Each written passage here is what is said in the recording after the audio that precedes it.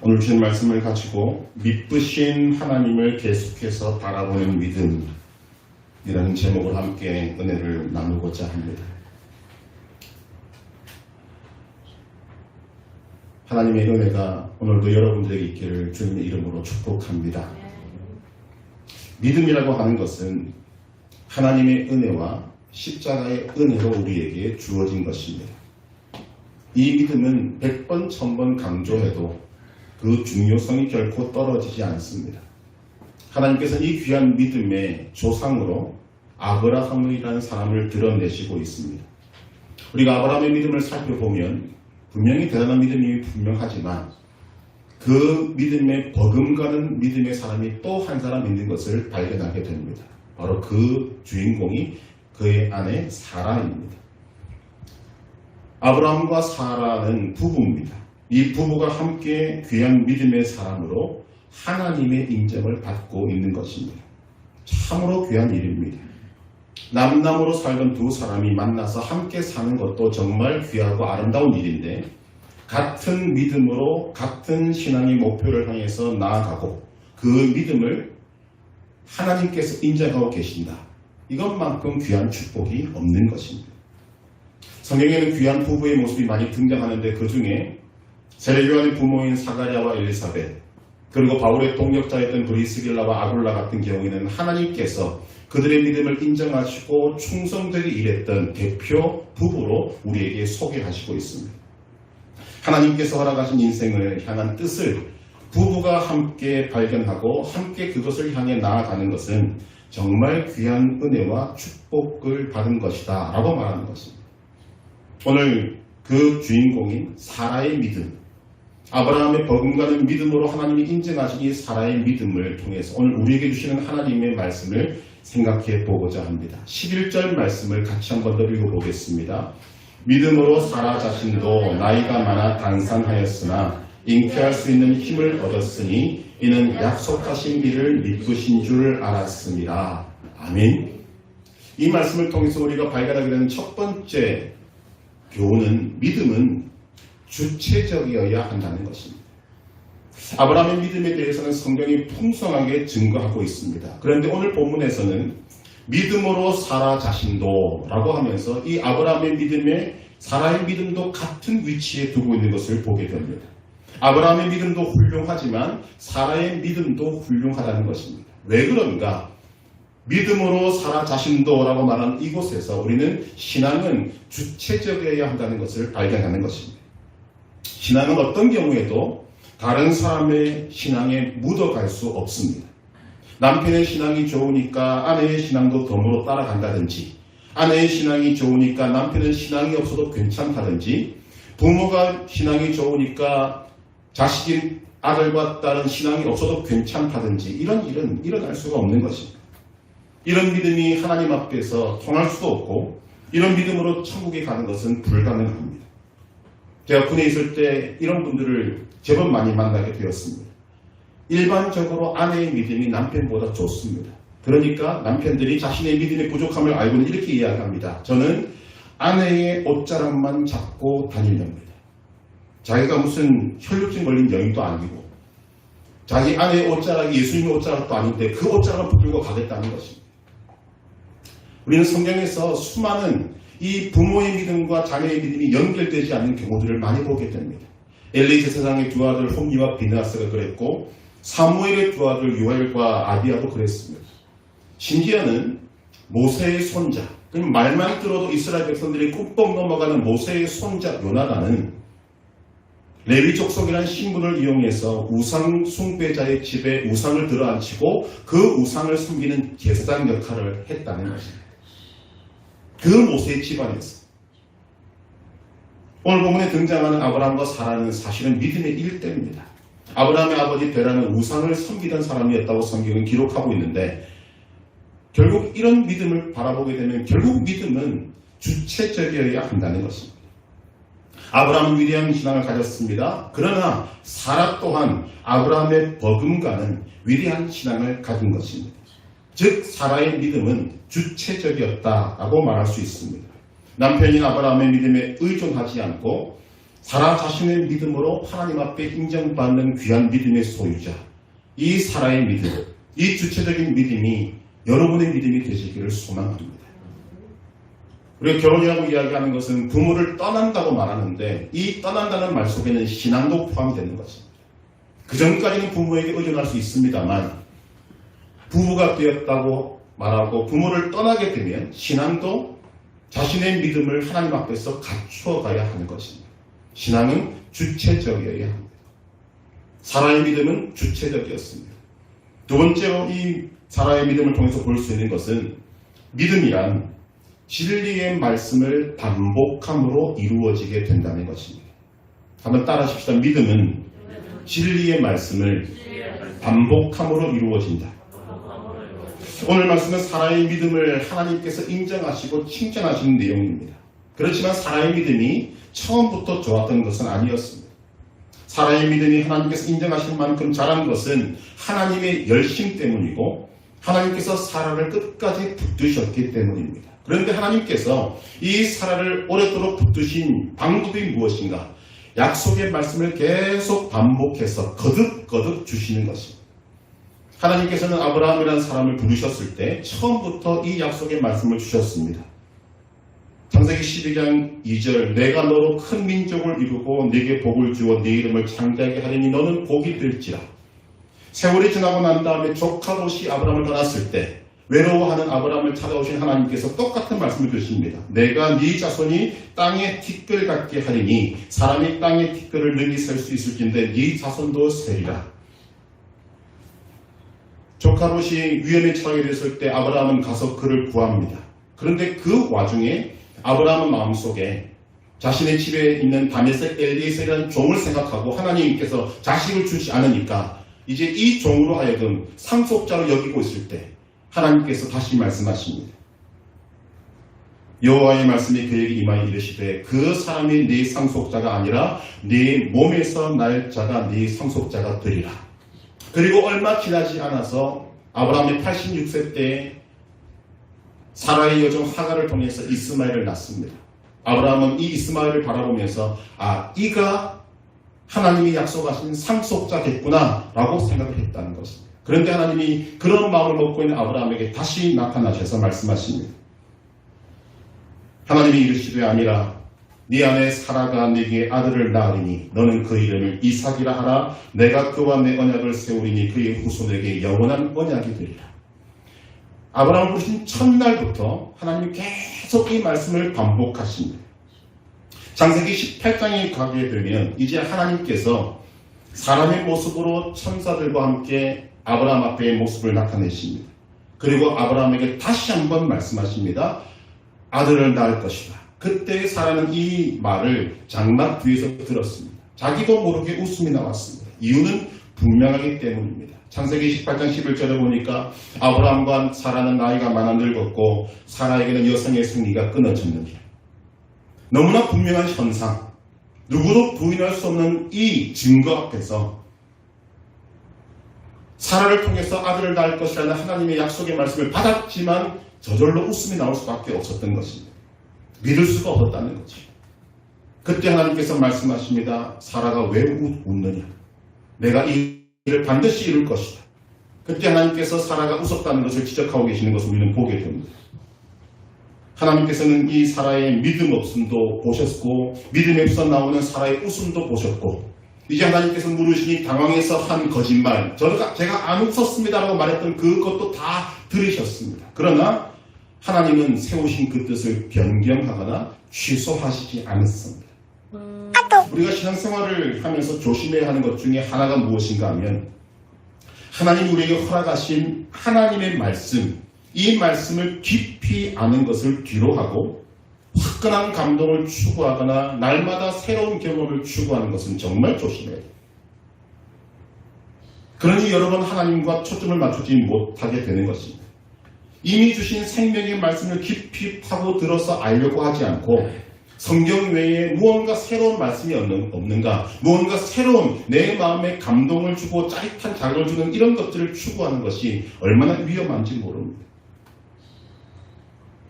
하나님의 말씀이 왜 이토록 오랜 세월 동안 우리 곁에 있는가? 이유는 이 말씀은 하나님의 말씀이고 이 말씀을 통해 우리에게 전해주신 이 복음은 반복하고 반복하고 또 반복하고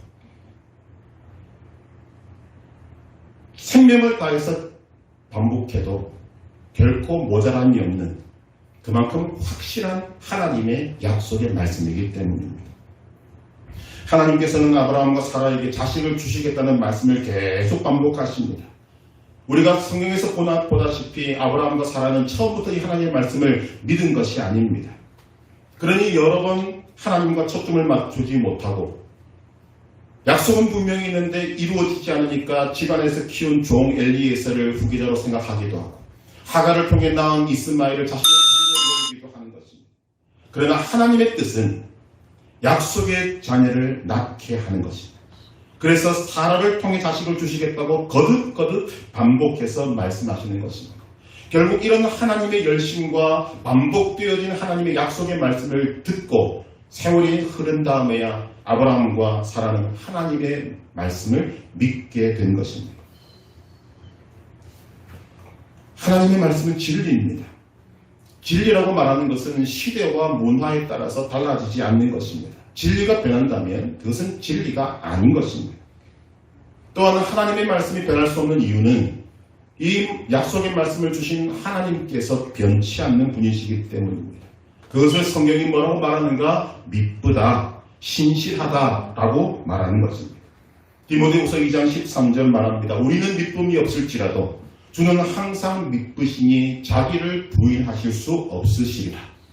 하나님의 성품 가운데 미쁨과 신실함이 있는데 같은 말입니다. 하나님은 신실함 그 자체이시기 때문에 하나님이 스스로 자기를 부인할 수 없는 것입니다.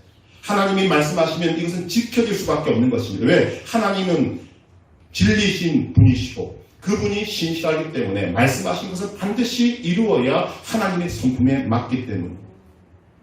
이 사실을 분명히 깨달았던 사도 바울도 이렇게 말합니다. 갈라디아서 1장 8절 말씀에 그러나 우리나 혹은 하늘로부터 온 천사라도 우리가 너희에게 전한 복음 외에 다른 복음을 전하면 저주를 받을지어다. 진리인 하나님의 말씀은 사도 바울이 평생에 걸쳐 반복하고 또 반복해도 모자랄 만큼 분명하고 확실하고 자신있게 전할 수 있는 것이다. 그의 말을 전하고 있는 것입니다. 전하고 또 전하고 반복하고 반복해도 조금도 모자람이 없는 그래서 이 사실을 깨달은 사도 바울은 뭐라고 이야기합니까? 오직 십자가만 자랑하겠노라. 갈라디아서 6장 14절 그러나 내게는 우리 주 예수 그리스도의 십자가 외에 결코 자랑할 것이 없나니 이 말은 그는 평생을 놓고 십자가만 반복하겠다는 말과 동일한 것입니다. 오늘 우리가 받고 있는 이 하나님의 말씀은 어느 한 시대 어느 한 시점에서만 진리가 아니라 언제 어디서나 진리입니다. 그래서 하나님께서는 약속의 말씀을 주시고 난 이후에 단 한 번도 이 약속의 말씀을 변경하신 적이 없습니다. 심지어는 이 약속의 말씀을 받은 인간의 믿음이 없어졌고 전혀 그 말씀에 동의하지 않아도 그 하나님의 약속은 취소되거나 변경되는 일이 없다는 것입니다. 이사야서를 보게 되면 하나님께서 이스라엘 향하여서 경고하십니다. 죄에서 돌이키라. 한두 번 하신 말씀이 아닙니다. 계속해서 선지자를 보내어서 깨닫게 하십니다. 그러나 이스라엘은 돌이키지 않습니다. 오래 참으신 하나님께서 심판과 멸망의 경고를 보내십니다. 그래도 듣지 않습니다. 돌이키기는커녕 더 열심히 하나님 외에 다른 신을 섬깁니다. 그래서 하나님께서는 최종 결론을 내리십니다. 말로 해도 안 되고 징계를 해도 안 되니까 이제는 바벨론이라는 제국을 앞세워서 이 나라를 멸망시켜 버리겠다. 그리고 그 일이 실제로 일어났어도 이스라엘은 돌이킬 마음도 없고 회개할 마음도 없고 하나님을 사랑할 마음도 없었습니다. 여러분 사람이라면 이쯤 되면 포기합니다. 그렇지 않겠습니까? 아무리 사랑하는 자녀라도 말로 해도 안 돼, 때려도 안 돼, 나라가 망해도 안 되고 포로로 잡혀가도 안 된다. 그러면 정말 지독하게 말을 안 듣는다면 인간은 참다가 포기합니다. 그런데 이런 이스라엘 향하여서 하나님은 어떻게 말씀하시는가? 놀랍게 말씀하십니다. 그러면 내가 고치겠다. 저는 이런 하나님의 마음을 우리가 알 수 있겠습니다. 정말 이스라엘은 말을 안 듣습니다. 말로 해도 안 되고 때려도 안 되고 저주를 내려도 안 되고 나라가 망해도 안 되고 포로로 잡혀가도 안 되는데 그런 상황을 뻔히 알고 계신 하나님께서 마지막 결론이 무엇인가? 그러면 내가 고치겠다. 왜 이런 말씀을 주시는지 아십니까? 하나님께서 이스라엘을 향한 뜻을 세우셨기 때문에. 이사야 50장 18절 입술의 열매를 창조하는 자 여호와가 말하노라. 먼데 있는 자에게든지 가까운 데 있는 자에게든지 평강이 있을지어다 내가 그를 고치리라. 이것이 하나님의 마음입니다. 이것이 하나님의 신실하심입니다. 하나님이 이 말도 안 듣고 때려도 안 되는 이 백성을 회복시키겠다는 약속의 말씀을 주셨기 때문에 하나님은 그것을 지키신다는 것입니다. 오늘 말씀을 통해 우리는 하나님의 위로와 격려를 받게 됩니다. 왜냐하면 창세기의 말씀을 보면 아브라함도 사라도 하나님의 말씀을 처음에는 믿지 못했습니다. 그런데 오늘 말씀을 보면 아브라함의 불신도 사라의 불신도 언급을 하지 않습니다. 그들의 믿음만 강조합니다. 이것이 하나님의 눈이고 하나님의 마음입니다. 사실 아브라함과 사라가 하나님의 뜻과 어긋나게 행동했던 건 한두 번이 아닙니다. 그런데 한 구절도 한 단어도 그 부분에 대해서 언급하지 않습니다. 오직 그들이 믿음으로 이겼다. 이것만 강조합니다. 기생나합도 마찬가지였습니다. 욥도 마찬가지였습니다. 욥은 동방의 의인이었지만 욥기서를 다 읽어보면 그 속에서 그 의로웠던 욥에 숨어있던 죄악이 드러납니다. 그런데 성경은 뭐라고 이야기하는가? 야고보서 5장 11절 보라 인내하는 자를 우리가 복되다 하나니 너희가 욥의 인내를 들었고 주께서 주신 결말을 보았거니와 주는 가장 자비하시고 긍휼히 여기신 이시니라. 욥의 허물, 죄 싹 빼놓고 욥의 인내를 너희가 들었다. 오늘 하나님께서 저와 여러분들의 실패를 드러내시면 우리는 이 자리에 앉아있을 사람이 아무도 없을 것입니다. 그런데 하나님은 우리의 연약하고 부족한 모습을 크게 보시지 않습니다. 그 가운데도 그래도 하나님을 붙잡고 의지하려고 이렇게 나와서 예배하는 여러분들의 그 믿음을 가장 크게 보시는 것입니다. 그래서 우리의 하나님은 자비의 하나님, 긍휼의 하나님이신 것입니다. 하나님은 우리의 못난 것을 원치 기억지 아니하십니다. 히브리서 10장 17절 또 그들의 죄와 그들의 불법을 내가 다시 기억하지 아니하리라 하셨으니 신실하신 하나님께서는 하나님의 신실하심으로 약속의 말씀을 계속 반복해서 주셔서 믿음 없는 사람을 끌어서 믿음의 조상의 자리에 올려놓으시는 놀라운 하나님이십니다. 그 하나님이 오늘도 여러분들에게 생명의 말씀을 주시고 있습니다. 믿는 자는 복이 있을 줄로 믿습니다. 믿음은 진리의 말씀을 반복할 때 이루어지는 것입니다. 마지막 세 번째로 믿음은 잘하는 것입니다. 오늘 말씀은 신앙이 하루아침에 이루어지는 것이 아니라 오랜 세월 동안 꾸준히 자라는 것을 우리에게 강조하고 있습니다. 오늘 이 내용 아브라함과 이 사라의 믿음의 내용을 로마서에서는 어떻게 표현하고 있는가 하면 로마서 4장 19절에 그가 백세나 되어 자기 몸이 죽은 것 같고 사라의 태가 죽은 것 같음을 알고도 믿음이 약하여지지 아니하고 아브라함은 분명히 알은 사실이 두 가지가 있습니다. 하나는 자신의 몸이 죽었다는 것을 알았습니다. 또 아내 사라의 태가 죽었다는 것도 알았습니다. 이건 여러분 상식적인 것입니다. 믿음은 오해하는 사람들이 생각하는 바와 같이 상식을 무시하지 않습니다. 다만 상식 위에 분명한 사실 한 가지를 더 얻는 것이 믿음입니다. 아브라함은 두 가지 사실을 분명히 알았습니다. 자신 몸이 죽었다, 아내의 몸이 죽었다. 그런데 그 위에 분명한 사실 하나를 더 얻는데 그 얻는 것이 무엇인가? 하나님은 약속하신 것을 반드시 이루시는 하나님이라는 사실을 믿었습니다. 여러분, 우리의 믿음은 사실을 믿는 믿음입니다. 믿음은 이 사실을 믿는 것입니다. 하나님은 약속을 능히 이루시는 하나님이라는 이 사실을 믿는 것이 믿음입니다. 우리는 허황된 것들을 믿는 것이 아닙니다. 분명한 사실, 하나님은 살아계시고 하나님은 말씀하신 것을 반드시 이루시는 믿으신 하나님, 신실하신 하나님이라는 이 사실을 믿는 것이 믿음입니다. 아브라함은 그 약속을 믿었습니다. 알았습니다. 자신의 몸이 죽었다는 것, 아내의 몸이 죽었다는 것. 그런데 그의 믿음이 약하여지지 아니했다. 무슨 말입니까? 약속을 말씀하시고 이루시는 신실하신 하나님을 믿었다. 그 말입니다. 그 아브라함의 믿음에 오늘 본문이 가르치는 것은 사라도 동일한 믿음을 가졌다는 거죠.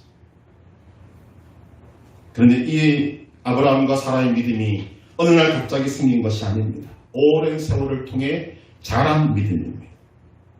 아브라함은 75세 때 하나님의 부름을 받았습니다. 그때 하나님이 말씀하십니다. 하늘의 별과 같이 바다의 모래와 같이 네 자손들을 이 땅에 편만하게 만들 것이다. 그런데 세월이 흘러도 이루어지지 않자 아브라함은 어느 날 하나님, 우리 집의 종인 다메섹 엘리에셀을 상속자로 삼겠습니다.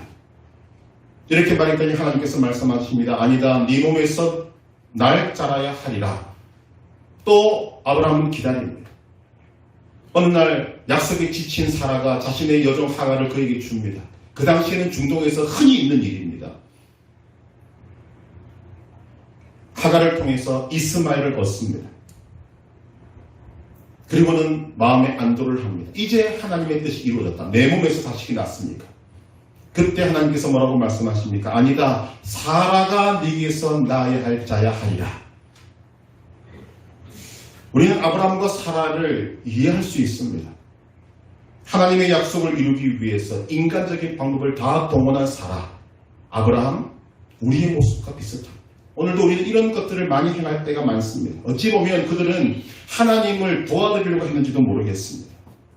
그러나 하나님의 뜻과 상관없는 인간의 노력과 방법은 하나님의 일을 이루시는데 방해가 될 뿐이지 그것이 도와드릴 수가 없는 것입니다. 여러분, 이 인간적인 방법과 노력으로 인해서 아브라함의 가정에 무엇이 생겼습니까? 평화가 깨어졌습니다. 불화가 생겼습니다. 그리고 지금도 아브라함의 자손들이 이 이스마엘의 후손들 때문에 고통당하고 있는 이 엄청난 역사적 현실을 우리는 볼 수 있어야 합니다. 우리가 분명히 알아야 하는 것은 우리는 하나님의 뜻을 도와드릴 수가 없습니다.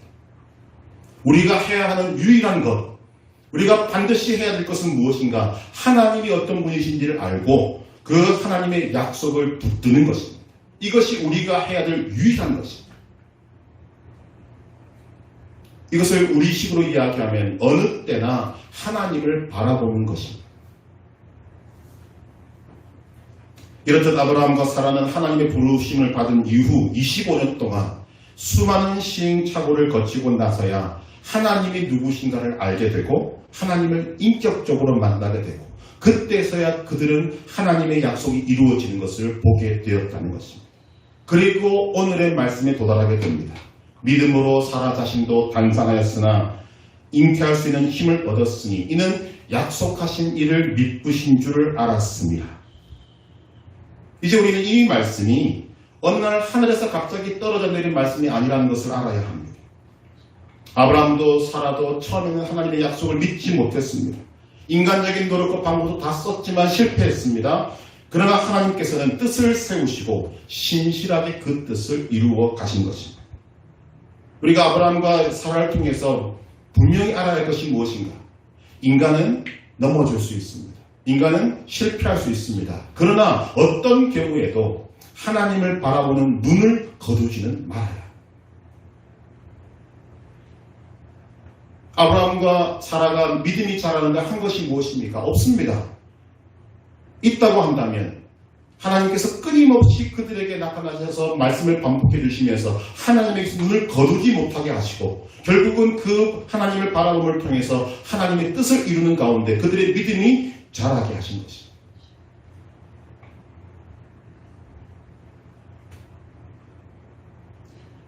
어떻게 이런 것이 가능한가? 이유는 아브라함과 사라의 출발점이 하나님의 약속의 말씀이었기 때문입니다. 밤하늘의 별과 같이 바다의 모래와 같이 많은 후손을 주시겠다는 이 약속을 주신 하나님의 신실하심, 그것이 그들을 믿음 없는 자리에서 끌고 믿음 있는 자리로까지 오게 하는 원동력이자 출발점인 것입니다. 아니, 전부라고 말할 수가 있습니다. 우리가 조심해야 하는 것이 무엇인가 하면 하나님을 믿는다고 하면서 자신의 믿음을 강조하는 사람이 있습니다. 내 믿음을 강조하는 것은 성경이 가르치는 믿음이 아닙니다. 그것은 자기 신념이지 성경이 말하는 믿음이 아닙니다. 믿음은 무엇인가? 내 믿음을 강조하는 것이 아니라 하나님의 약속을 믿는 것입니다. 믿음은 약속하시고 이루시는 신실하신 하나님의 인격을 믿는 것입니다. 여러분들의 삶이 어디서부터 출발되었는지를 그래서 확인하셔야 합니다. 저는 말씀을 통해 이것이 진리라고 믿는 사람입니다. 요한복음 3장 16절 하나님이 세상을 이처럼 사랑하사 독생자를 주셨으니 이는 그를 믿는 자마다 멸망하지 않고 영생을 얻게 하려 하심이라. 이 말씀을 근거로 예수님을 믿는 우리는 멸망하지 않고 영생을 얻었다고 아는 것입니다. 요한 1서 5장 12절 아들이 있는 자에게는 생명이 있고 하나님의 아들이 없는 자에게는 생명이 없느니라. 이 말씀을 근거로 우리 속에 예수님이 계시다면 우리는 예수님이 계신 것이 곧 생명을 가진 것이구나 라는 것을 알게 되는 것입니다. 이 믿음을 가진 사람은 나를 믿지 않습니다. 이 약속을 주신 하나님을 믿습니다. 그리고 하나님이 주신 생명의 말씀을 믿는 것입니다. 그것만이 우리 믿음의 근거입니다. 왜냐하면 하나님께서는 하나님의 백성들에게 약속의 말씀을 주시고 그 말씀을 신실하게 이루시기 때문입니다. 아브라함의 믿음이 조상이 된 이유는 아브라함은 하나님의 약속을 믿었습니다. 정확히 말하면 하나님의 은혜와 긍휼과 자비와 열심 때문에 하나님의 약속을 믿게 된 것입니다. 사라도 똑같습니다. 그래서 오늘 말씀에서 이는 약속하신 일을 미쁘신 줄 알았습니다는 이 고백이 나오게 되는 것입니다. 아브라함과 사라는 믿음의 대상이신 하나님을 믿었고 하나님을 계속해서 바라봄으로 하나님의 약속이 이루어지는 것을 보게 되었습니다. 그리고 하나님의 약속이 이루어지는 그곳에 하나님은 이 아브라함과 사라를 주인공으로 앉혀놓으신 것입니다. 오늘 하나님께서 여러분들에게 주신 생명의 말씀이 분명히 있습니다. 그 말씀을 붙들고 나의 상황과 여건과 조건이 바뀌어도 하나님을 향한 우리의 눈을 떼지 않고 하나님이 우리를 이끌어 가시는 대로 순종하며 나아갈 때 하나님의 약속의 말씀은 반드시 이루어지게 될 것입니다. 그리고 아브라함과 사라와 마찬가지로 여러분들도 그 하나님의 약속이 이루어지는 그 주인공의 자리에 하나님이 세우실 것입니다. 이렇게 되기를 주님의 이름으로 축복합니다. 오늘 말씀이 우리에게 주는 것은 이렇습니다. 믿음은 주체적이어야 합니다. 누구나 자신의 믿음으로 하나님 앞에 나아가야 하는 것입니다.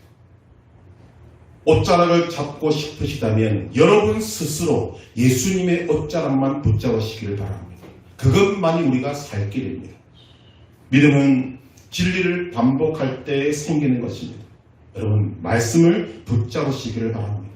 언제든지 말씀을 근거로 여러분들의 삶을 세워나가시기를 바랍니다.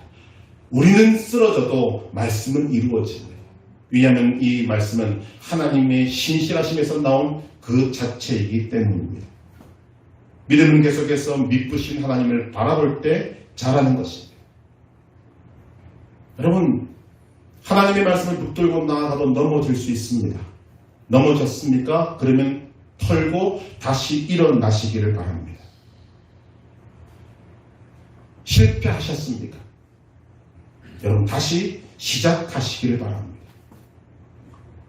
우리는 넘어질 수 있고 실패할 수 있습니다. 그러나 우리를 향한 하나님은 결코 포기하지 아니하십니다. 여러분이 넘어졌을 때 이전보다 더 큰 소리로 여러분에게 위로와 격려를 주시는 하나님의 음성을 듣게 되기를 바랍니다. 여러분이 실패했을 때 더 더 크게 들려오는 하나님의 응원의 소리를 들을 수 있게 되기를 바랍니다. 여러분을 바라보지 말고 하나님을 바라보셔야 합니다. 여러분을 응원하는 것은 하나님만이 아니십니다. 히브리서 12장 1절을 보면 이러므로 우리에게 구름같이 허다한 증인들이 있으니, 저는 이 말씀을 생각할 때마다 운동장을 생각합니다. 얼마나 많은 믿음의 선진들이 하나님 나라에서 하나님과 함께 우리를 바라보면서 힘을 내라, 용기를 내라, 다시 일어서라, 그렇게 외치고 있을까? 여러분, 힘이 솟지 않습니다. 여러분 혼자가 아니라는 것입니다. 우리가 하나님의 인도하심을 따라 끝까지 달려가 천국문을 통과하게 될 때 여러분이 이 땅에서 넘어졌던 것, 실패했던 것, 모든 것들은 그 자리에서 여러분들의 훈장이 될 것입니다. 여러분이 실패와 넘어짐은 하나님 나라에서는 하나님의 영광을 드러내는 도구가 될 것입니다. 저는 넘어졌습니다. 그러나 하나님이 일으켜 세워주셨습니다. 저는 실패했습니다. 그러나 하나님께서 승리케 하셨습니다. 어떻게 해야 이런 믿음의 귀한 열매를 맺을 수 있겠습니까? 제일 먼저는 평범한 아브라함을 불러서 믿음의 조상으로 만드신 하나님을 신뢰해야 합니다. 평범한 사라를 불러서 믿음의 조상의 반열에 두신 하나님을 신뢰하셔야 합니다. 그리고 반드시 해야 할 것, 기도하셔야 합니다. 하나님, 아브라함과 사라와 같이 귀한 믿음을 주시옵소서. 믿음의 선조들이 가졌던 그 신앙을 내게 주시옵소서. 내 주변에 믿음이 좋은 그 사람들, 심지어는 우리 부모님들, 그 믿음의 부모님이 좋아 보이면 주님, 그들을 뛰어넘는 믿음을 내게 허락하여 주시옵소서. 하나님, 이런 기도를 얼마나 좋아하시겠습니까? 그리고 하나님께 초점을 맞추고 하나님의 인도를 잘 따라가고 하나님과 보조를 맞추고 듣고 믿고 순종할 때 여러분들의 믿음은 자라게 될 것이고 하나님의 크고 놀라운 믿음의 역사에 하나님 여러분들을 반드시 동참시켜 주실 것입니다. 여러분이 믿음의 주인공입니다. 오늘 이 말씀을 붙들고 신실하신 하나님을 신뢰하는 가운데 하나님께 의뢰하고 하나님을 의지하고 기도함으로 여러분들의 믿음이 부모님을 뛰어넘고 남편을 뛰어넘고 아내를 뛰어넘고 심지어는 아브라함과 사라의 믿음을 뛰어넘는 하나님이 인정하고 칭찬하시는 믿음의 소유자 되기를 주님의 이름으로 축복합니다.